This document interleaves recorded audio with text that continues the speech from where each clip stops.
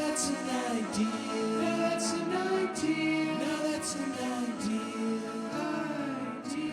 And welcome back to Now That's an Idea, Tairāwhiti's own podcast where we look at good ideas. And this week we're talking to Meng Foon to start off with. But a quick note, this is actually our last week talking about politics, because this is not a show about politics. This is Tairāwhiti's podcast. Let's jump into it. So yeah, I am here with Mr. Meng Foon, Tairāwhiti's own driving instructor, but formerly the Race Relations Commissioner, and importantly for this conversation, the Mayor of Gisborne, who was in the role for 18 years. So I thought, who better to come to advice to than Meng Foon? So thanks so much for having caught it all. Yeah. So what have you been up to lately? You've been off. Well, I went to watch a rugby test. Oh, yeah. Yeah. I must say, South Africa played well. I mean, once we got over the blues of losing, it was actually quite good to watch how a good side should play. Yeah, plenty of commitment and everything, lots of tries, so many gaps in the All Blacks, it wasn't funny. I mean, we were only 10 meters away from the coach's box upstairs, and you could see the frustration of the coaching team, Yeah. Yeah. Oh, they just got destroyed. But we got the first game. Let's see if we can do better. So, for the point of this conversation, though, tell me about, winning in another field, which is the field of politics. How are you seeing this local election? Are you following it much? Not really. But we've voted. And, the candidates' books come out and there's signs all over the place, so you can't avoid it, like all elections. I think I might have been the first ones to put signs up back in 1994, Jack.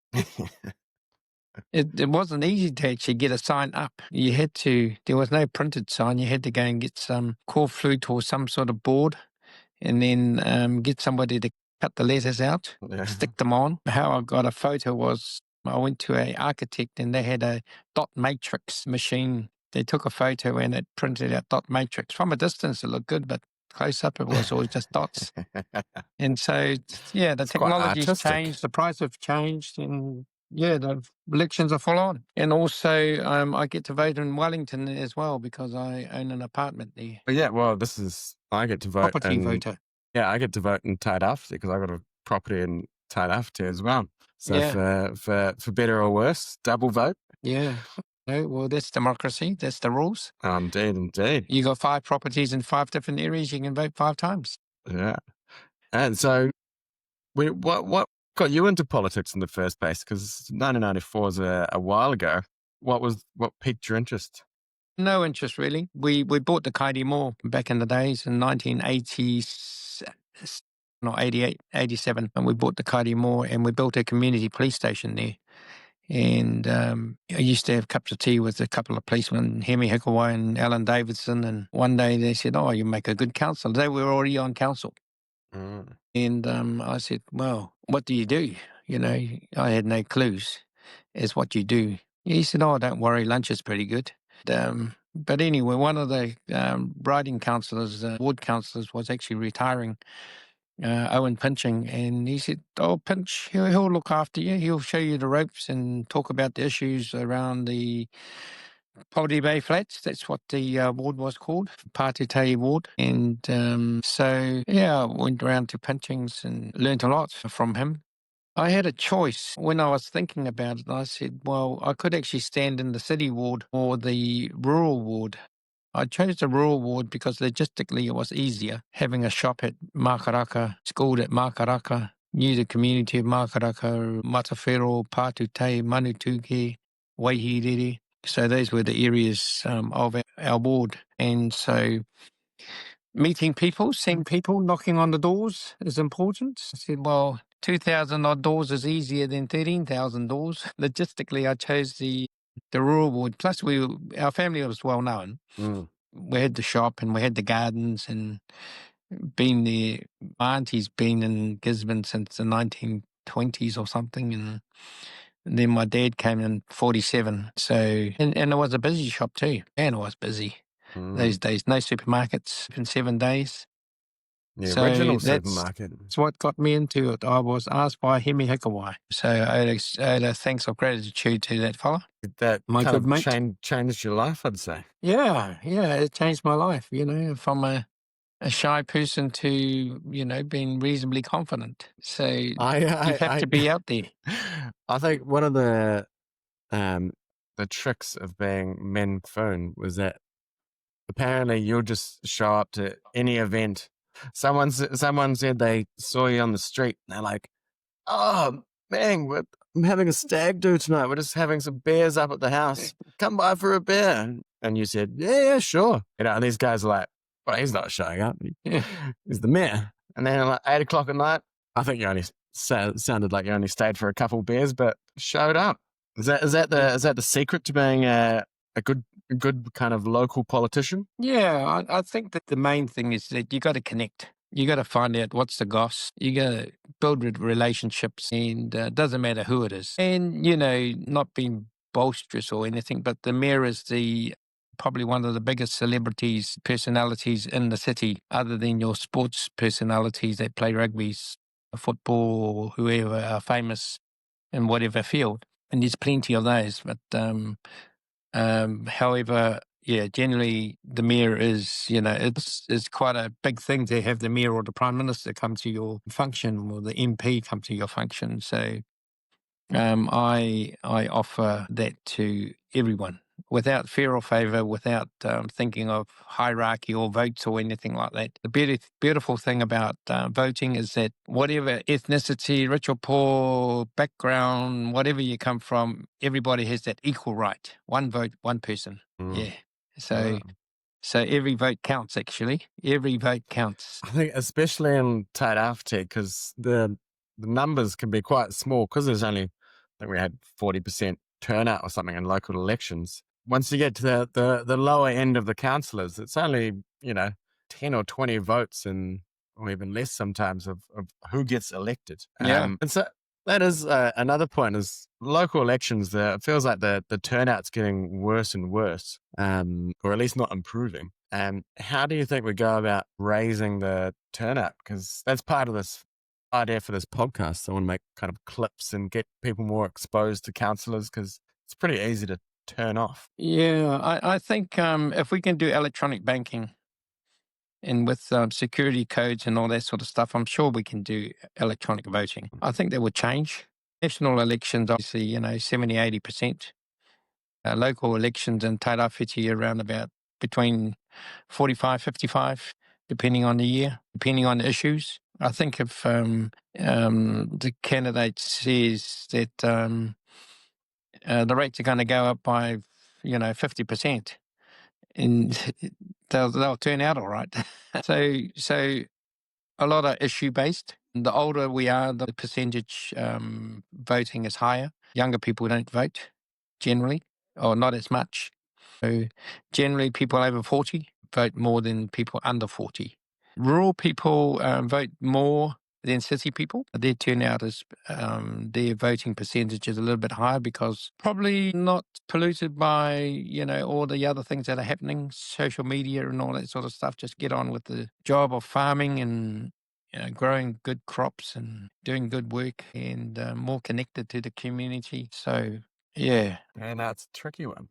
And it's all changed now, I still like Tairāwhiti to be a ward system. There seems to be no accountability when it's elected at large. You could actually hold somebody to account in your particular ward, whether it's a city ward or a country ward, and says, mate, I actually voted for you and you're not doing anything in our area regarding the drains that we've got. And you can hold them to account, and you can vote them in or out, But at large, no one's responsible. You can't pinpoint anybody. It's all mixed up in this big pot. So that's my thoughts on having the ward system rather than being elected at large. Yeah. I mean, it'll be interesting to see how the vote on the Māori wards go, because if it did go away through a referendum, I'm sure they'd have to bring back some kind of other ward system. How do you think the Māori wards referendum is going to go? Do you have like a general feeling it's going to go either way? Yeah, well, in Tairāwhiti, we're in a unique position, even without Māori wards, we did have about 5 Māori councillors on the council, and they were some were elected in the city ward. So I think most voters vote for people that actually have a bit of skill, a bit of knowledge, done on meritocracy rather than on popularity, although popularity is the outcome of voting, but meritocracy is how I would choose a candidate to represent our family in the council on council matters. They're going to be able to read financial numbers, be able to budget, and know what the costs of what inflation is. Rates should not go higher than the rate of inflation. And that should be a good guide. Man, over the last few years, I think our rates have gone up 30-40%. It's ridiculous. I mean, there's all sorts of excuses, right? You got COVID and Gabriel and downturn and this and downturn and that and increase in interest rates. Well, you can increase your borrowing, you got your borrowings that you can increase by, but not 2 or 3 times the rate of inflation. So a bit of financial nous, got to have something. Connect with the community, listen, and do. Yeah. So what do you think of the current crop of candidates, the people trying to get votes? Do you think there's pretty decent people in there, or is there a few standouts or a few duds? Well, I'm not going to mention standouts or duds, but I think we've got a good selection. There's a good selection of experience and new blood coming through. So I think that's always important for succession, future. No one's there forever. So there's a mix of business people, a mix of community-minded people, a mix of different experiences coming into the council, which makes a great council. You don't want all business people in there. You just want, a good mix. And so hopefully the community will pick a good mix of people to represent the Tairāwhiti region. What advice would you give people to choosing a good candidate for council? Well, generally people talk and they say, well, I like this one, I like that one. And they give reasons. And, Gisborne's a 2-degree separation or even less. We all know each other from one way or another. And any ghosts that come out of the closet, you're buggered. So I think, it becomes a bit of a melting pot with all the different people that are saying different things. But I would say, you have your own strategy. Choose, if you want people to look after your money, you got to choose some money people. And you also need people to actually try and build Tairāwhiti into an outstanding region for the prosperity of all, and ensure that they do and listen. What is their background? Are they doers or are they just talkers? Less talk the better. More doing is good. So, it's not easy to choose actually, but I would say experience people, new people that have good doing backgrounds, successful backgrounds. People that haven't been successful in their life. It's a reasonable salary. I think the mayors must be around about 170, 80 grand now, and the councillors will be $60,000 or $70,000. So it's a reasonable salary for especially the councillors. It's reasonably part time. There's not a lot of committee meetings anymore. I think they're lucky to do 12 or 10 council meetings in the whole year. Divide that into 60, $5,000 a meeting. Not bad. And they'll say, oh, it's not enough. But hey, this is not a full-time job, right? You can still go and do your other job and collect your council remuneration, claim a few expenses, and still live reasonably well. Yeah. It's a mix of public and private good. Yeah. So that's advice for the voters. What would you say to these councillors trying to get in there and make change? Because obviously you were at the head for 18 years, so probably know better than anyone. Well, if you're thinking about running for council, I think you need to go to as many places as possible just to show your face and talk to people and tell your intentions to your friends and family that I'm intending to stand for council. And then they'll spread the word for you. Social media is another platform. Social media wasn't too much around in the 1990s or the early 2000s. And so was mainly radio, newspaper, billboards, pamphlets. Those were the mode of operation those days. I did appreciate someone sending me a pamphlet the other day, and I said, yep, she's got my vote. She sent a pamphlet around. So people that are putting a bit more effort into the campaign themselves will get noted. They're not going to be inundated now with pamphlets because it's a costly thing. And so those are the mediums to get out there. You can put out the signboards, make sure. I think it's good to actually have a logo, some sort of something you're standing for. You can put your name out there, but what are you standing for, mate? All politicians have some sort of logo. Make America great again or something, make Tairawhiti great again. It's catchy. Yeah, it's very catchy, just simple, and people can catch on to it. I used to have mine for the Poverty Bay Flats, was working for the prosperity of the Poverty Bay Flats. And so that was, targeted. Anything that was positive was what I lobbied for and supported for the Turanga Flats, Poverty Bay Flats. I like to call them Turanga Flats, actually. The Poverty Bay thing we changed to Turanga Nui a Kiwa. So Mount Egmont is Taranaki, and, things change as time goes on. Whenever I have friends from overseas and I bring them here and they go, and oh, yes, this is Poverty Bay. They're like, what the fuck? Why haven't you changed the name? That's an absurd name. Yeah, let's change that when we can. Yeah, no, it's good. The kids from Kairi School, they did a bit of research and they did a bit of a organised hikoi to the council and presented their petition, and that started the ball formally rolling. Yeah. And so it's great that it comes from the community too. And yes, there would be a few naysayers. They said, I was born in Poverty Bay and how dare you change it? However, it was changed when Cook came. It would have been known as Turanga Nui a Kiwa back in those days. And other names as well. It's not just Turanga Nui a Kiwa.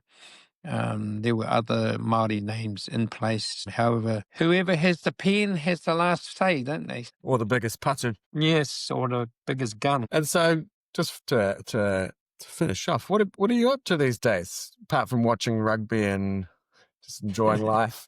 Well, I'm on the pension, it came around pretty quickly, and I said, gosh, that's quick. So I retired from the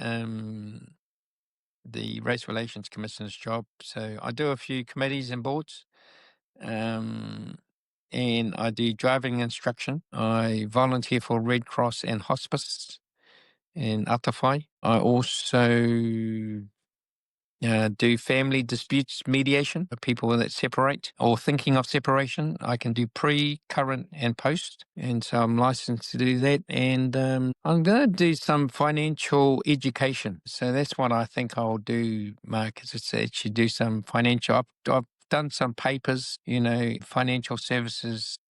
This doesn't sound like retirement to me. Yeah, no, it doesn't. But I think it's important, to do something. Totally. You can't just stay in bed and watch TV all day. You got to get out of the house, breathe the air, do a bit of exercise. And my objective, I want to get past 80. I want to go and see witness the 200 years of the Tiriti of Waitangi. So that will be a big milestone. And hopefully at my age, I'll be able to get to the front because I'll be 80, to look after the pakeke kaumatua. And so, we've got a great relationship with the Ngāpuhi whānau in the Hokianga regarding the SS Ventnor sinking, and their ancestors went and buried our ancestors in their urupa in the Whakapau Karakia area of the Hokianga. So we have a good relationship and a very close relationship, which we nurture quite often with the people up there. And so, then I bake biscuits, some people do me good deeds, and I said, no, just give them some biscuits.